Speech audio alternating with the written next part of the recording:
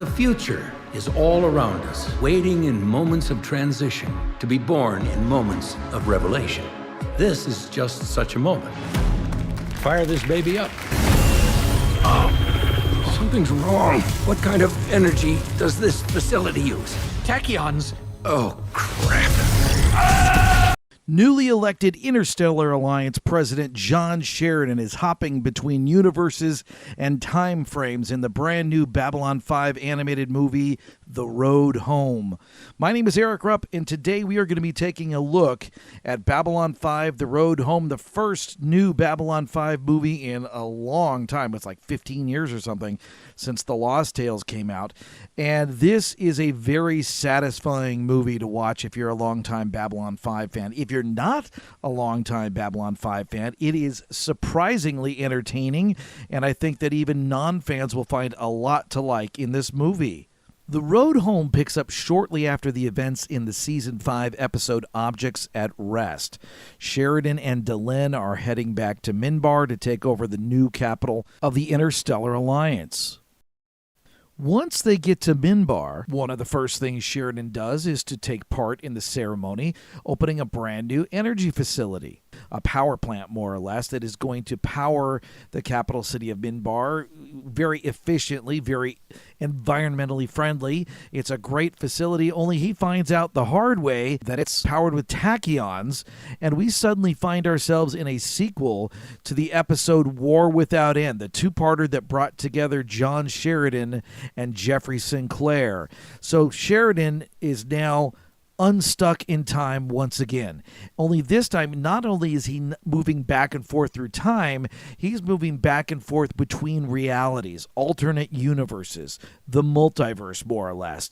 And we see here alternate possibilities of what could have happened if events had played out just a little bit differently. And that part of the story is really fantastic.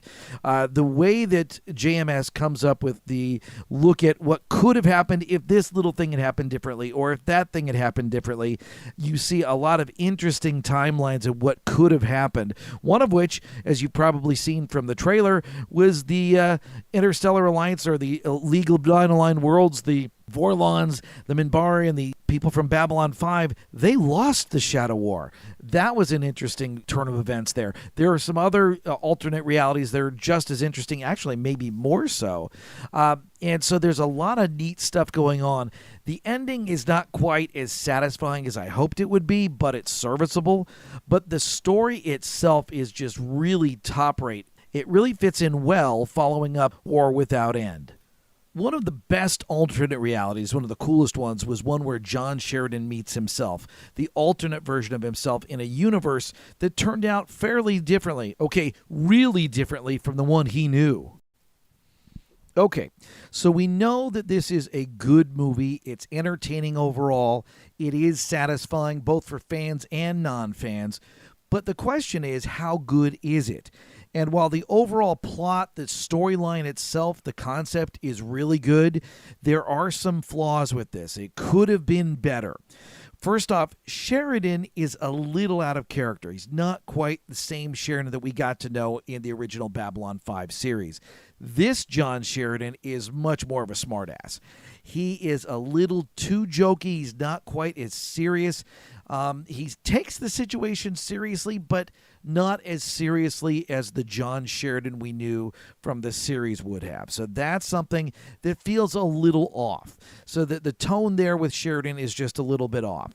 And also because of the limited amount of screen time in each universe that we don't really get to see the personality of Ivanova much. What we do see is closer to the personality at the beginning of this series when she was super serious, the uber serious, very Russian Susan Ivanova, and not the little wackier version that we saw later on that was very quirky, very I don't know what the best way to put that is, but the character of Susan Ivanova that really carried over a lot of Claudia Christian's personality, that is missing because we just get little glimpses of Ivanova. So that's something that we're missing.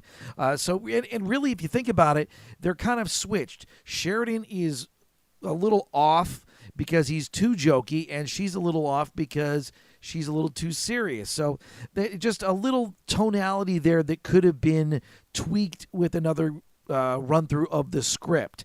Now, the animation is really, really good. The characters, for the most part, they look like who they're supposed to look like. Sheridan looks great. Garibaldi looks like Garibaldi. One of the flaws with this is that Ivanova and Lockley look a little too close. They look a little too much alike. That's something that is a little off.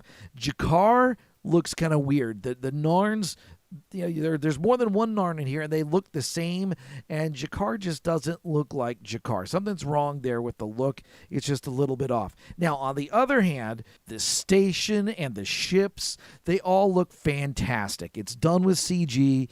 It's computer-generated stuff.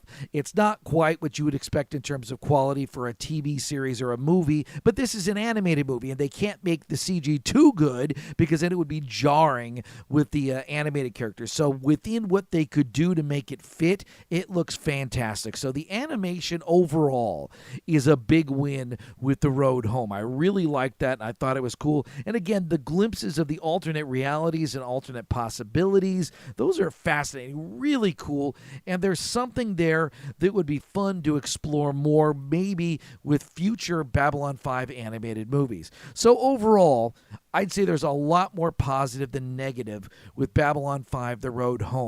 And my score for this movie is a 7.75 out of 10. It is a very fun movie. It's very entertaining. It's very satisfying. Just not quite as good as it could have been or should have been. Another run through on the script might have touched up the issues that I had with it, but still, overall, definitely more satisfying than, say, for example, The Lost Tales, and way more satisfying than Legend of the Rangers. So overall, this definitely is a satisfying movie. If you've ever liked Babylon 5, this is something you've got to have in your collection. If you've never watched Babylon 5, check this out. It's a good introduction to what the series is all about. All right, well, again, my name's Erik Rupp. Glad to bring you this review of The Road Home. I hope you enjoyed it, and you have a great day. Thanks a lot. Bye-bye.